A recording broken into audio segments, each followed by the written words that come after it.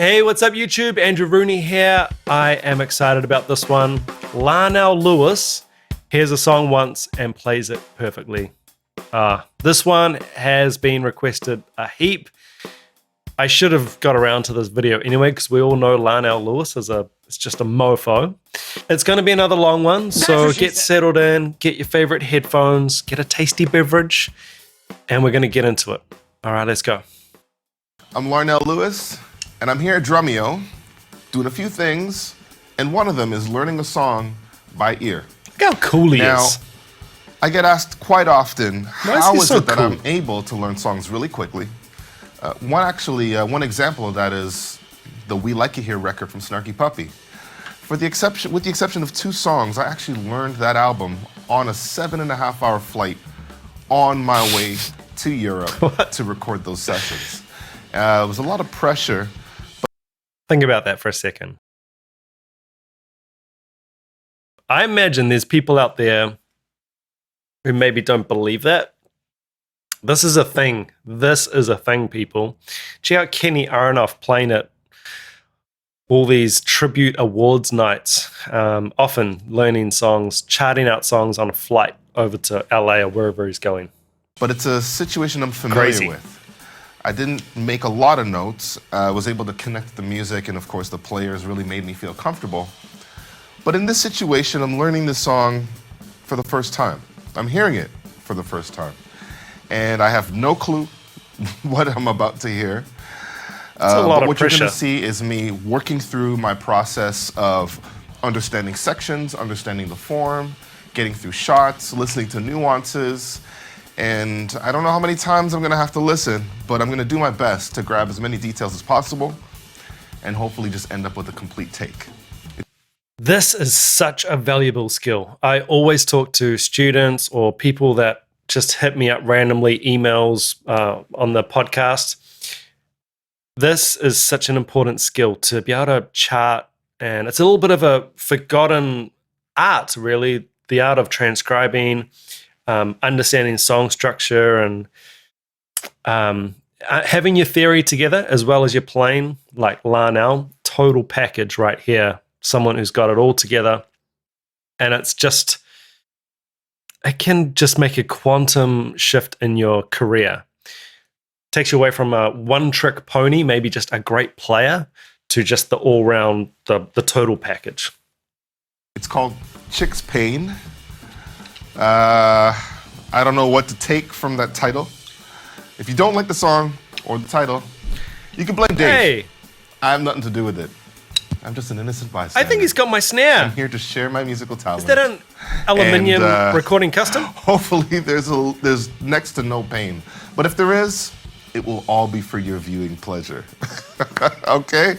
So, kind of nervous, not gonna lie, just a little bit. I would be nervous. That's all right. I wouldn't be doing it. Be more focused. So, let's talk more learning. What I like to do. Hold up, I've got to see. Is that my snare?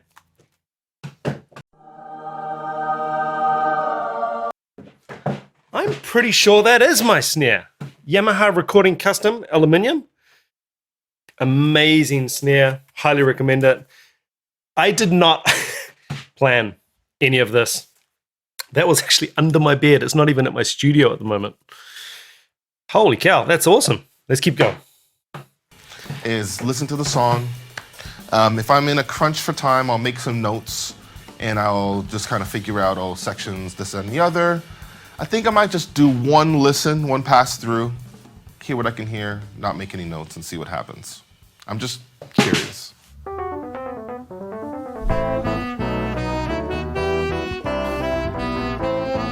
Okay. There's a build there.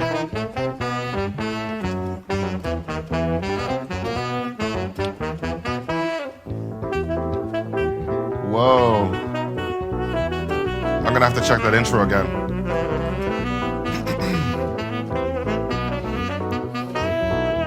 It's not writing anything down the though. comping pattern.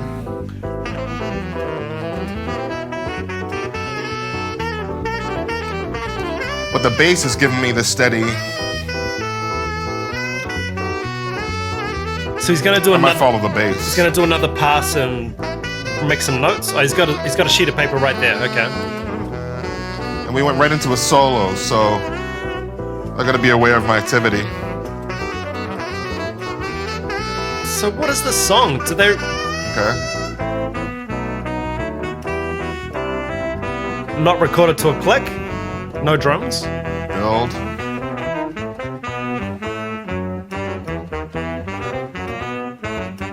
I want to know more about this track. Okay, I think there's a beat drop there at some point. Key solo.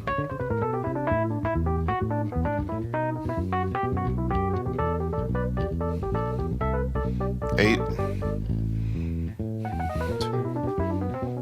3, 4, 5, 6, 7. Hey, next section. 16 bars, so different vibe here.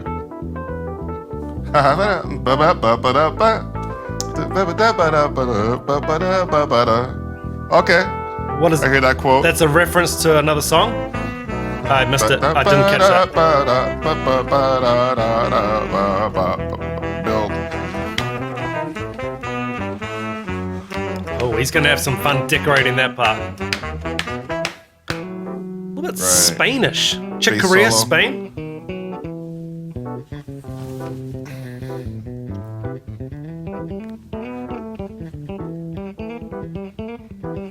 It's 8 bars.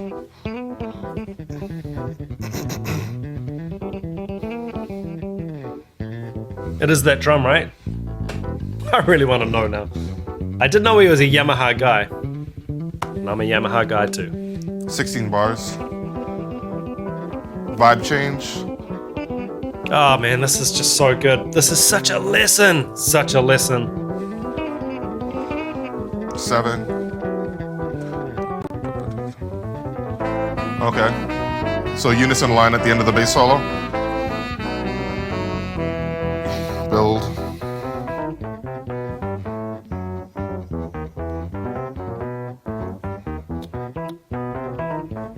Any Oh. Chick Corea fans out there? It's very Spanish.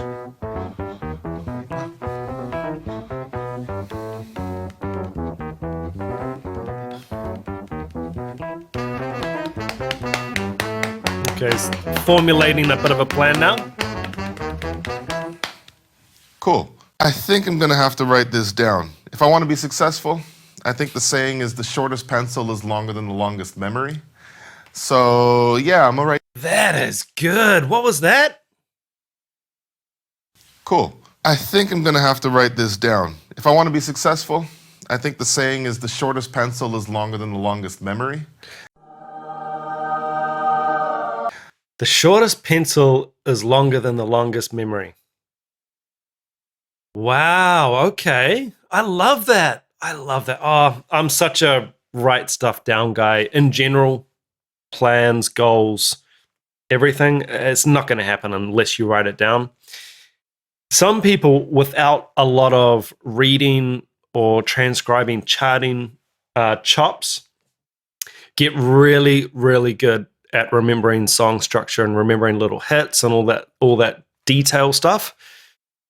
I kind of ended up going the other way.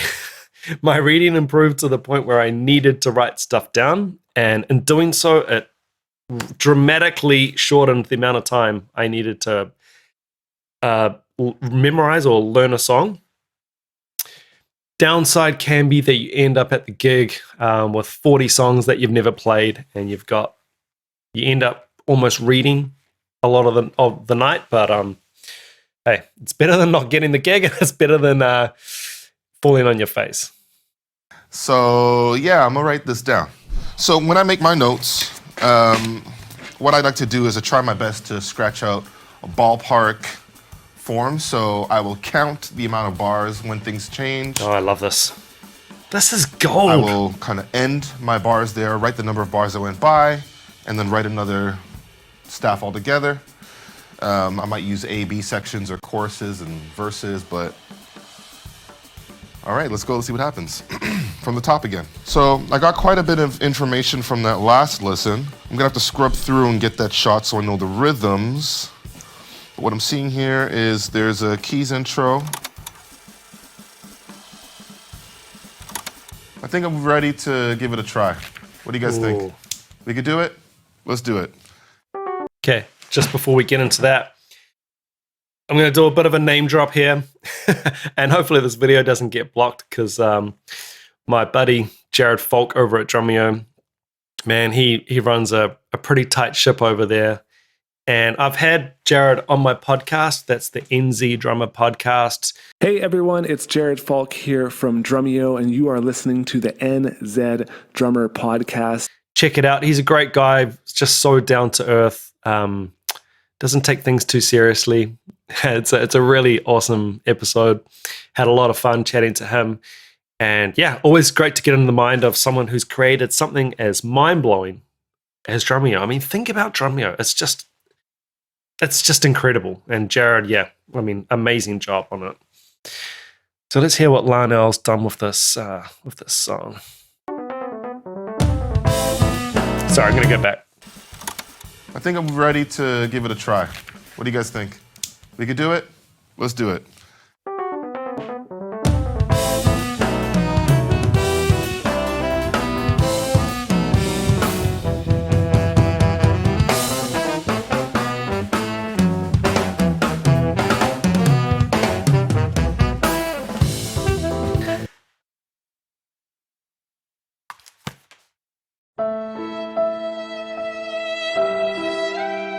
The way he's orchestrated that intro and the way there's so many strands to this. His historic knowledge of music and jazz and improvised music, how it actually works, structure, rhythm, but the orchestration, the way he orchestrated those hits around the toms and the snare, he's not going nuts either. Well, not yet. I mean, it's Larnell Lewis. He's probably going to go nuts at some point. But it was very stripped back and just caught the figures and the melody. Oh, this is a thing of beauty. There's so much information around now. We have to learn from this stuff. This is incredible. I got to go back. Let's do it.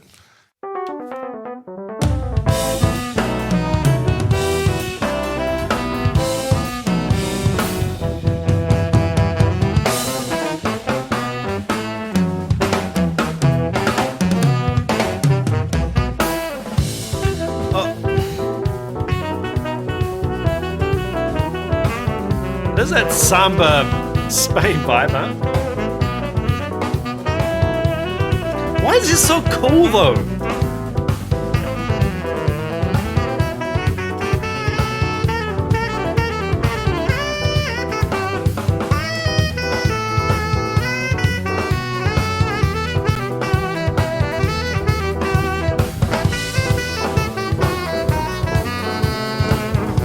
Ah, this is amazing. This is so good. Oh, just adjust that. I had a look at his notes.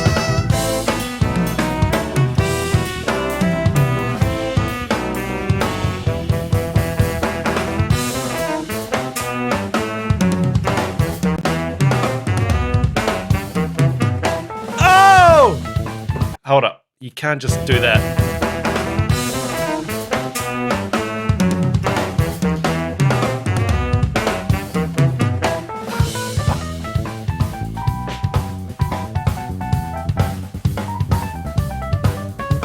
Lifelong commitment to music.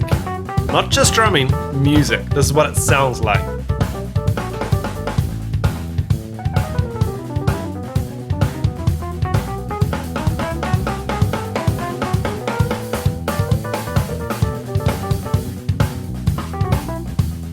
Beautiful.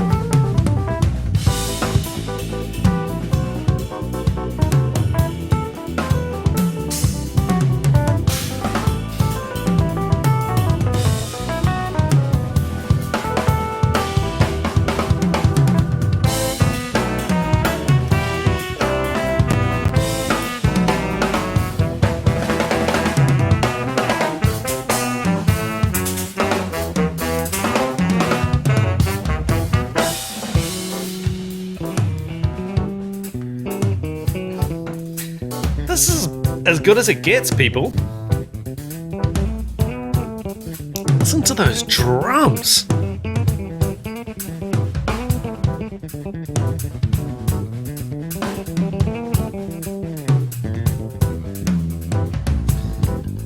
Oh my God.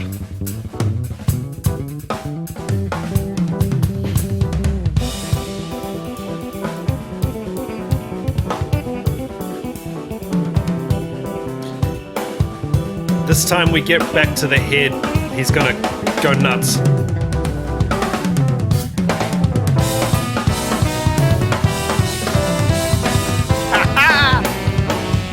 Woo!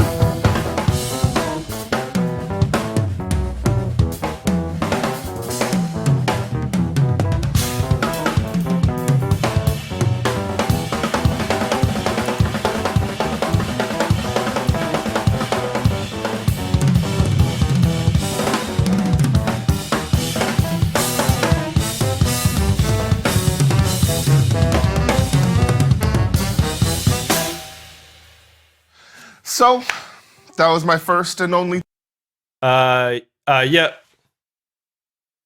Well, we've got it, Larnell. take. I hope you enjoyed. A couple of things I want to draw your attention to.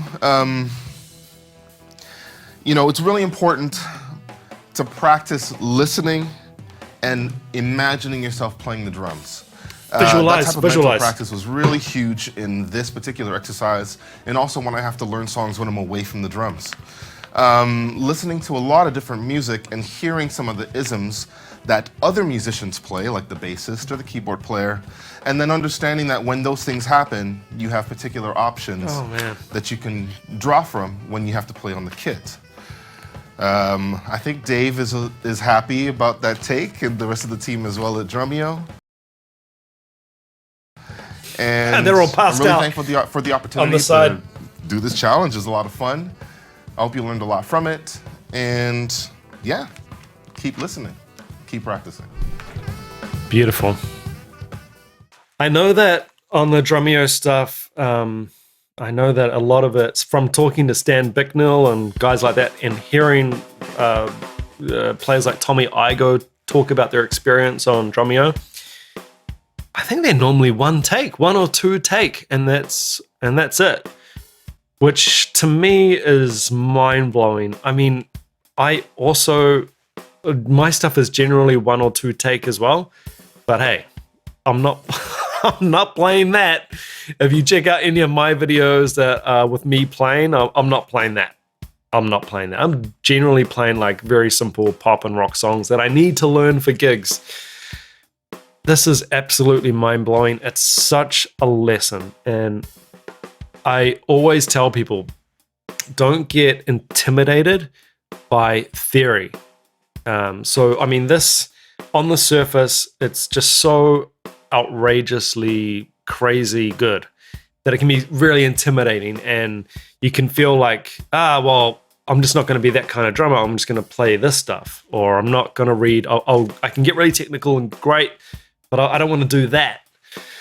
But it all feeds into itself. It's all cross-training for another aspect of drumming. Even a base level understanding of theory and reading and song structure can be a game changer and can just elevate your entire career to the next level. And I'm dead serious about this because to me, it's a bit of a winning lotto mentality to just want to be a world famous band. There's nothing wrong with that, and I think you could do it. But it's a bit more of a lotto mentality, because being a sideman or a side person is just such a attainable goal, and it can be done, and you can play at a really high level just from a lifelong commitment and continually pushing yourself and force yourself to get really good at chart reading, writing charts. And a lot of that is just doing it all the time, even if it's a fail, just do it again. There's no such thing as a failure. For me, you just pick yourself up and go again. Whew. That was pretty amazing. yikes. It's just wild. Thanks so much for watching, everybody. Make sure to subscribe, hit me in the comments, and I look forward to seeing you next time. All right, ciao.